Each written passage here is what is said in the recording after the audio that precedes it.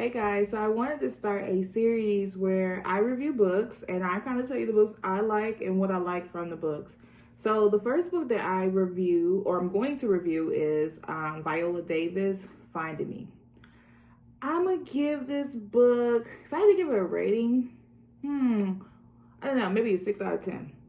So I'm gonna tell you the story. I'm gonna tell you why I liked it, what you can get out of it. I think that you should buy the book.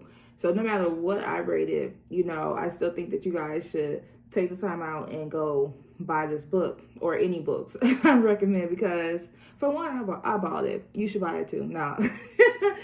And not only that, we're supporting women over here. So, my whole channel is about building love, building self-love, and finding out who you are and standing on it pretty much. So, all right. So the Viola Davis book, like I said, I like a 6 out of 10. I like the book. At first it was a hard read for me. No lie. I think the book is maybe 9 to 10 hours on Audible. I read all of my books on Audible. I really do. I mean, I don't really read like these days because I like to listen to the books in my car. So, but that's neither here nor there. Anyway, 6 out of 10. The reason why is because at first it took me a while to get to her point.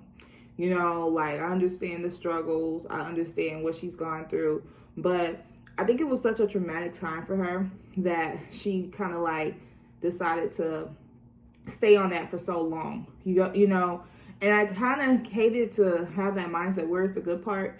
I know she has amazing life when we're going to get to that point. And I was like, as women or people in general, we got to stop being, trying to get to the good part in life. We all want it, but we have to learn how to be present in the moment. And that's just something I learned in life, right? But back to the book. So the first part is about her childhood. It talks about how she had rats, how she used to go to school with pissy clothes, as she would say, or urinated clothes. It would be it would be the better way of saying that. It talks about what else? So it's that. It talks about her mother and her father's relationship, how her father beats her. She has a pretty decent sized family, and it talks about her career as far as her career as far as being an actor. And she's an amazing actor for me. I love her as Annalise Keegan. That's where I discover her as. That's when I discovered her as a person, and really took the time to get to know her and start, researching her. Plus, she's a Leo. I'm a Leo. Can't get no better than that.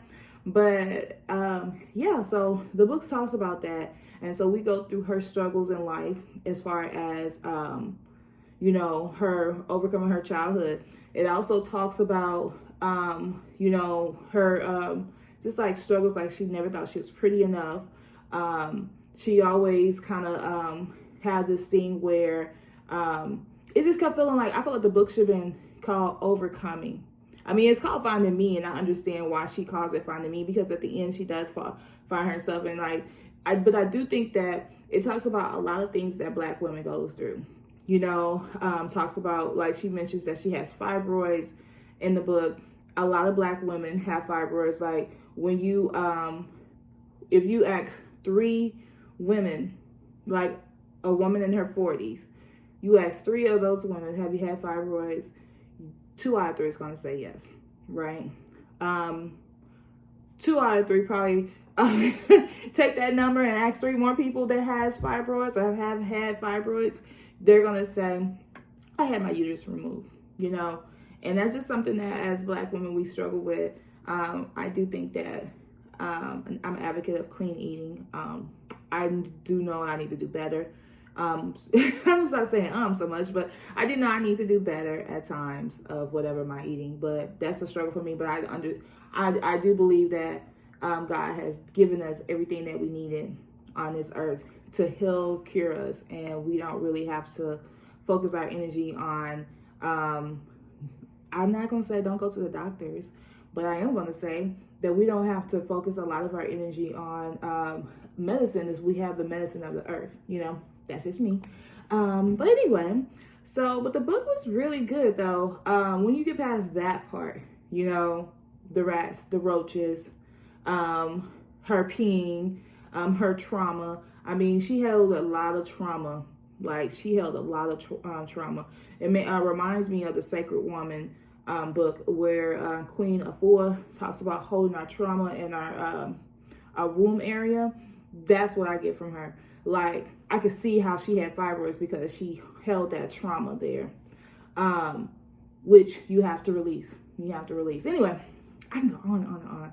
Let me get back to the book. So the book is basically good, though. I do like the fact that she met the love of her life. Like, she took some chances out, some chances. She always went out there what she wanted. Even if she thought that she wasn't going to get it, she still did her best. She went after what she wanted. I like a quote that I use all the time, when she said she met her husband, and she said, "Life just got better." I'm like, yes, I could get that, because I really do think that God blesses relationships, especially marriages. So when she said life just get better, that just hit home for me. Like, I can understand how life just got better. But it was the fact that she learned how to love herself, and she learned how to put herself in a situation where it's okay for her to love herself. You know, she went through therapy in the book. It talks about that. It talks about how, like, she had this big fear about her father because her father used to be her mom. And, like, when you read the book, it's a story where I believe her father chased her mom out the house or something like that. And it's a long story there. But she was traumatized from her father, right? And she learned to love her father as he got older, because something about him changed. And I feel like with people, you don't really have to, you learn as you get older, right?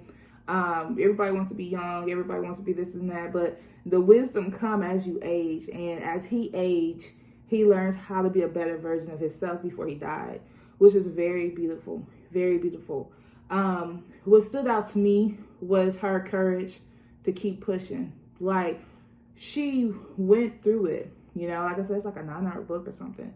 But she went, she went through it, right? She really went through it, and she pushed, and she finally got, she finally got what she deserved as far as being recognized and getting the Tony Awards. And I think that she doesn't, to me, all the stuff that she's been through, she doesn't get enough praise.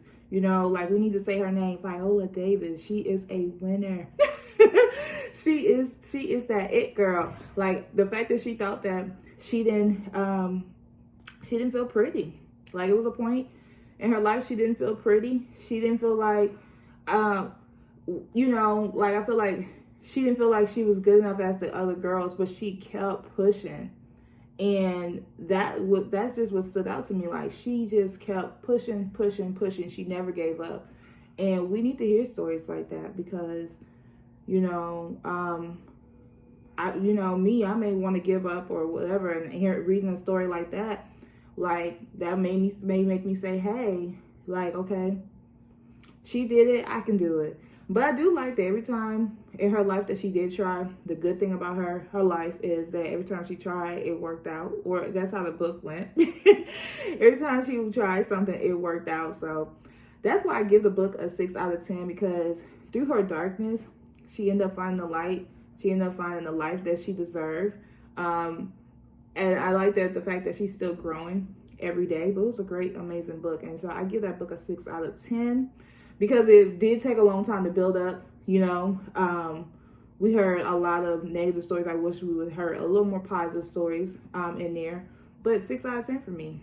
Guys, let me know what you think about the book.